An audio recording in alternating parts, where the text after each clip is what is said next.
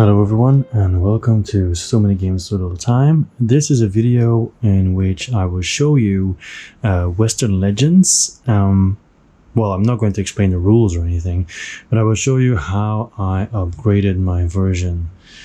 Some ways time has caught up with me already when I'm making this video, which of course is inevitable, and you'll see what I mean by that later on. At the moment you just see the mats, the Playmat, which is a little bit too big for the shot, but I mean you can see everything that's basically on there. You also have this thing here, for example, and this just shows you the rest of the gambling track. That's it. Obviously I would not play at this table because it is too small. I would always add like a second table. This is the downside of the mats. It's a little bit bigger than the actual boards, but you know, I much prefer it. So let me open a box, and basically I'm just going to show you what the difference is. Some components will be Kickstarter components, other components will be stuff that I've added separately. Okay, so yeah, let's just open this up and then I'll show you what's new. So here we go. Boom. Okay, so this is the zoomed in version. Now, before I show you all the details of what you see in front of you, I would also like to show you something else. On Board Game Geek, so BGHQ.com, on BoardGameGeek.com, I also downloaded and printed some player aids for my players.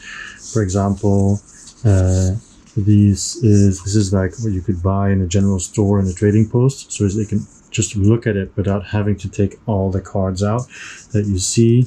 Also, how do you get points for his Marshal, Wanted, and Gambler.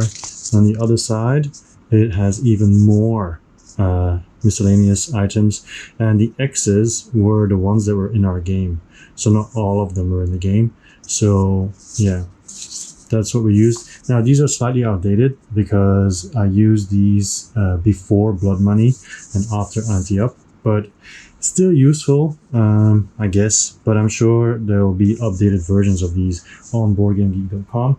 Also, these I also got from BoardGameGeek.com, which basically just allows you to explain the game easier, right?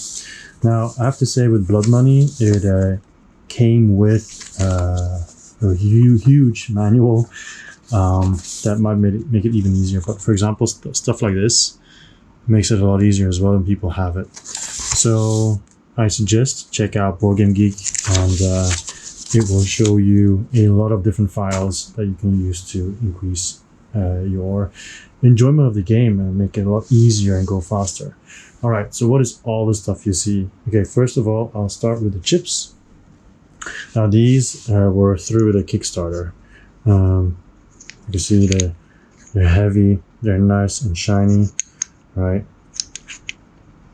So that was the first upgrade, because it's so much nicer to use these instead of the cardboard chips that came with the original version, right?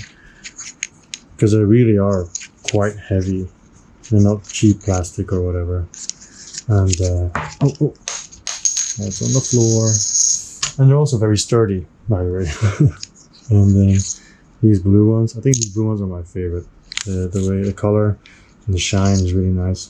There is one thing, I'm sure you can see it, there's like a dot in the middle, I guess from production for all of them, which is a bit weird, but doesn't really bother me, to be honest. All right, so those are the chips. Let me pick the other one up. So like I said, sturdy, nothing to see here. All right, so another thing that I have is the wooden shops, the trading post and the general store. Now I think this was also through a Kickstarter. I am not sure because it's been a while, but you can also find this on Etsy, I'm sure. So the trading post, you know, from wood, because I really didn't like the cardboard, and assembled, this does also fit into your box, okay, into the main core box. So the general store.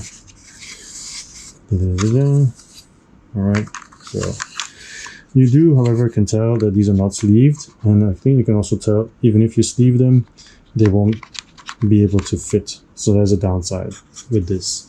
But of course, whoever made them might have gotten comments and might have changed it. So for all of these that you see, I'll put links in the description, right, in the caption, so you can find it there. Then next is, of course, we have the regular miniatures, and I'm going to zoom in on them a little bit and give you a better view. So here we are with the group picture of the miniatures. All right, and then we can also take a quick trip around the map, because you can see I have a lot of buildings as well. You have the railroad here, right? You have one of the mines.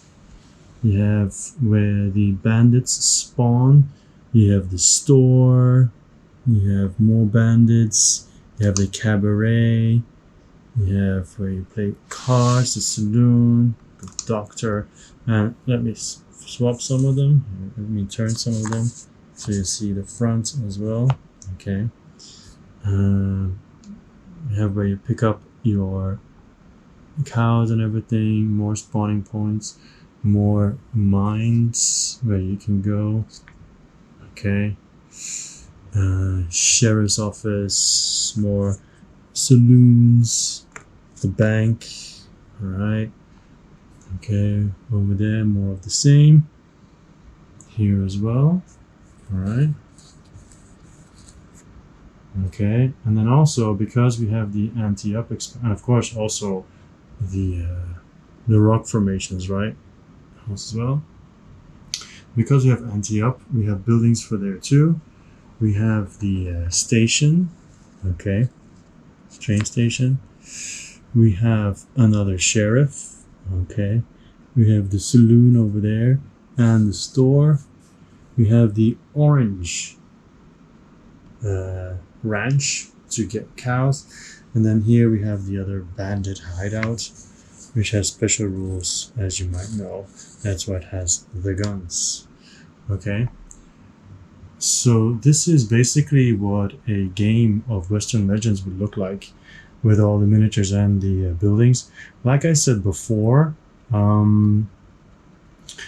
I got these buildings from Etsy. I mean, I haven't said that before, but I got these buildings from Etsy, and with the latest Kickstarter, they came out with their own building set. Okay, so it's up to you which ones you prefer, I guess.